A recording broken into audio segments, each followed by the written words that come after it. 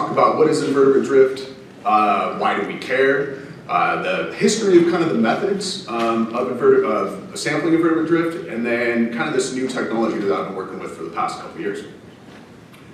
So what is invertebrate drift?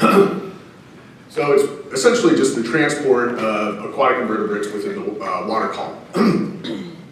And there's really two different types. There's passive drift, where it's just kind of going with the flow. So things will get flushed out with increased discharge, and because of unstable substrate, a lot of insects will just kind of be moved with increasing flows. As you see here, this is kind of a picture with high turbidity. This is a stream that I'm working on in Santa Cruz County. The other is active drift, and this is really where invertebrates are actively choosing to move and to catch a ride in the water column. And so this can be for a slew of reasons. Either you're searching for resources, you're evading predators, or to reproduce. So why do we care about invertebrate drift? And this is something that I really have to explain to a lot of my fisheries folks. And the primary reason is that it's a huge resource for fish. So essentially, certain fish species will actively forage within the water column and will orient themselves facing upflow and will pick things off as they move through the water column.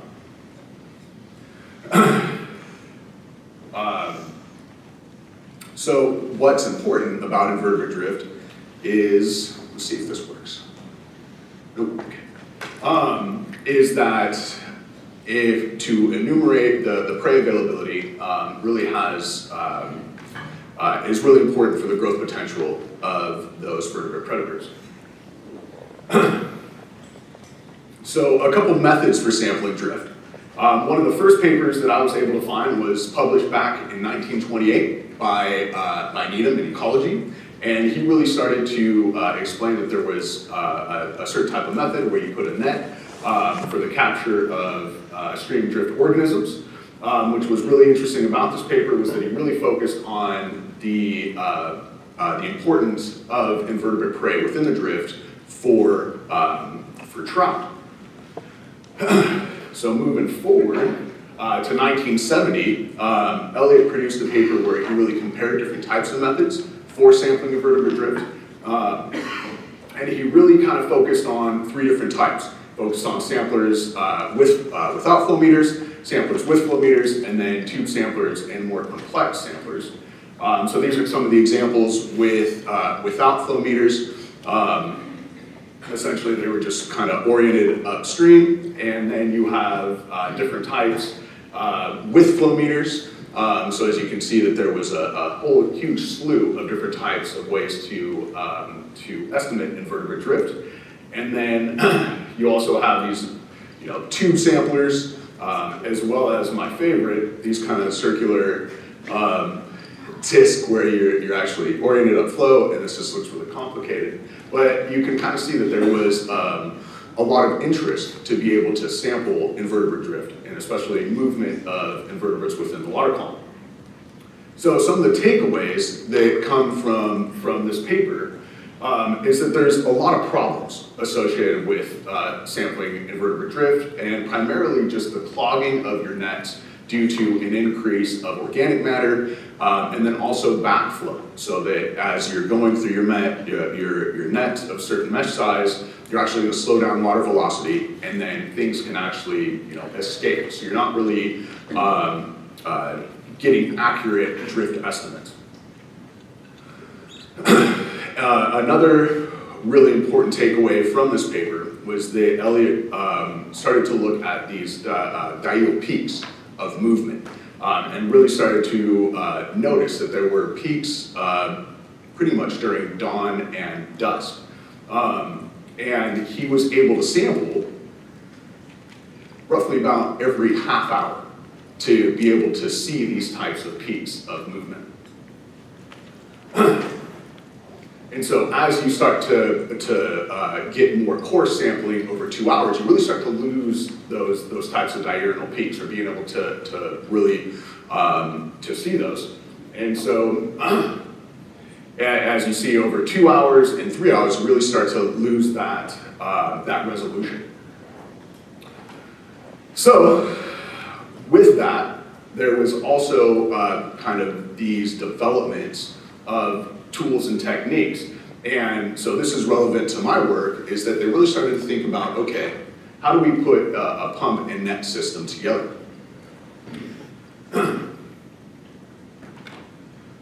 So again, there's a lot of problems that are associated with trying to take these invertebrate drift measurements. One of them is going to be spatial limitations.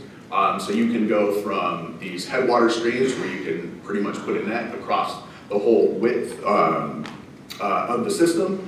But as you start to go to larger river ecosystems, it becomes a little bit more difficult. Again, the number of samples that you would need to take to be able to reach that resolution as far as diurnal peaks. So if you were trying to collect over 24 hours, you're really looking at 24 different samples. And then the costs associated with being able to process those samples. So these are a lot of the problems that, that are associated with taking invertebrate drift samples. So, kind of getting to my project, my co-advisor, Dr. Eric Danner from NOAA Fisheries at the Southwestern Fisheries Science Center in Santa Cruz, and his postdoc at the time really saw these problems when they were trying to estimate invertebrate drift in northern Sacramento. So they contacted Dr. Jules Jaffe from UC San Diego, who runs the underwater imaging laboratory and has really done a lot of, or developed a lot of imaging systems in marine and lake systems, but has yet to really incorporate these types of imaging systems into like rivers and streams. So this is an example of one of the prototype techs that they have that they've deployed off of the Scripps Pier down in San Diego. And this is to measure plankton. So essentially, they just put it on one of the pilings, and it allows water to flow through, and you have the imaging system and then also a flash. So they really started to think about how can you deploy these imaging systems in semi-turbid environments. And with that, my advisor and Dr. Mark Henderson really started thinking about how we can incorporate this type of technology into a river or a stream to be able to monitor invertebrate drift. And so came the macroinvertebrate camera. So as you can see, it's just a long tube. It's really built to be incorporated into marine systems. So it is housed in this anodized aluminum, but essentially you have this gap here that will allow for water flow to go past, and you have the imaging system, the onboard computer, and then a high intensity LED flash. So what's really unique about this system was that they also incorporated a viewing chamber. And the original thought was that you were going to be able to put a pump and keep the system on the shore or a boat, and then you could drop a line at different depths and be able to sample invertebrate drift. The whole thought was to be able to go out to the northern Sacramento and be able to, as I mentioned, drop a line down to a particular depth and pump water through. So you have the view chamber. This would be the input line. And these are just kind of some of the characteristics of the onboard operating system. We're running at 137 times objective lens. We can set the camera to take images at about 7 frames per second. And then the onboard operating system, but what's really kind of the takeaway is that we can take images of up to a 0.5 millimeter in size. So this really comes down to my dissertation work. What I've been working on the past 2 years was really trying to develop this deployment methodology. This is a novel system. Nobody really had any idea of how it would work. And so I could really changed the title of my dissertation to, well, that didn't work. So I really wanted to figure out how to deploy the system, the ideal settings of the onboard camera and the operating system, and then really to start thinking about how we can streamline data processing. So I started off with the original intention was to be able to put the pump system out. And so I kind of went through and started to think about different ways that I could really test the system. So I did some lab trials, which were pretty novel, and then I also took it out to see how I could run the pump system in the field. So essentially I would put a collection line out, pump water through, and then I would collect everything on the back end to be able to calibrate the camera as far as frame rate goes. And this was all good and fine because I could pump water through the system, but it didn't work.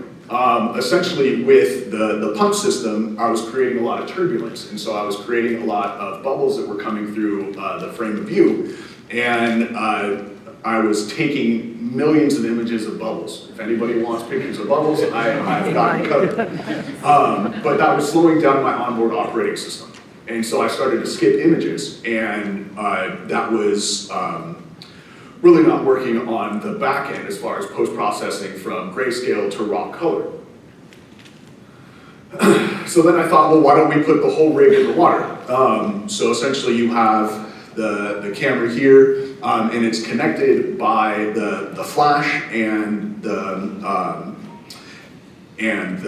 camera are connected by 4 bars. And so you're essentially having water flowing through. And I thought this was going to work great, but what happened was that on those bars, you were getting a collection of organic matter. And so it was essentially I'd have the same issues as far as the bubbles went, that I would get pieces of organic matter that would come into my frame of view, and then again, I'm getting millions of images of a stick or a leaf. And so that really started to slow down the onboard operating system. I started to skip images. So I thought, all right, well, let's go back to day one stuff. And I essentially took a modified drift net, cut it in half, and I coupled it to the view chamber, and then I took the back half and put that on the outflow. So I would be able to calibrate what was actually moving through based off of flow, and then I could collect things on the back end to make sure that I wasn't over or underestimating the number of invertebrates that were passing through the frame of view. And it worked. So I was able to collect images. I wasn't skipping or missing any of those data points. And so I started to really focus on this type of deployment. So with that, I wanted to, now that I had to really start thinking about flow rate versus frame rate, I wanted to make sure that I could find an ideal calibration of the camera as far as frame rate to a constant base flow. So I did frames per second trials where I essentially looked at 1 through 7 frames at a constant flow of 0.43 meters per second. And I was really looking at total invertebrate images, and then I was comparing that to the actual invertebrate count that passed by the field of view. So I was collecting things on the back end. And so these are some of my preliminary results. Not very exciting. I really looked at the different frame rates, but as you can see, with your actual invertebrate count and then invertebrate images, as we would expect that you increase your frame rate, you're going to start taking more images of the same invertebrates as they pass by. So really kind of the take home was that I found this ideal frame rate where my frame rate and the total invertebrate images really matched up, and that was really about 3 frames per second in this system. So where I'm taking my dissertation now is I've really started to develop some, or to employ some of this open source computer vision software. Because as I continue with taking images, we're really not changing the game as far as the processing side goes. So I'm trying to employ some of these open source computer vision software packages where I can actually run through the images and then have the machine do the work and tell us whether it's an invertebrate or not. Another really novel setting of the camera is that it actually takes major and minor axis of the images that it's taking. So I'm hoping to integrate those into either length and mass regressions and then formulate those into NREI models. So with that, I'd like to acknowledge all of my collaborators, as well as Cal Poly Swan Pacific Branch, where I was able to do a lot of this work. And then with that, thank you for listening, thank you for sticking around, and I'd be happy to answer any questions.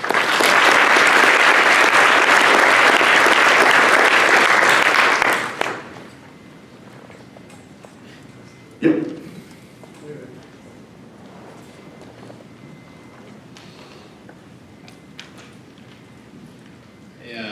I noticed that a lot of the photos almost seemed like exuvia, like molted skins of what would actually be drifting. What is the computer system that or software that you use able to differentiate between molted skin that a fish may not eat versus the actual invertebrate that would be found in the diet? It would be as we develop those training sets. Right now, I was just trying to really get those features of an invertebrate versus other types of abiotic and biotic particles. So as you develop these classifiers in the automated imaging system, I'm hoping to be able to separate out between, you know, mold casings and actual.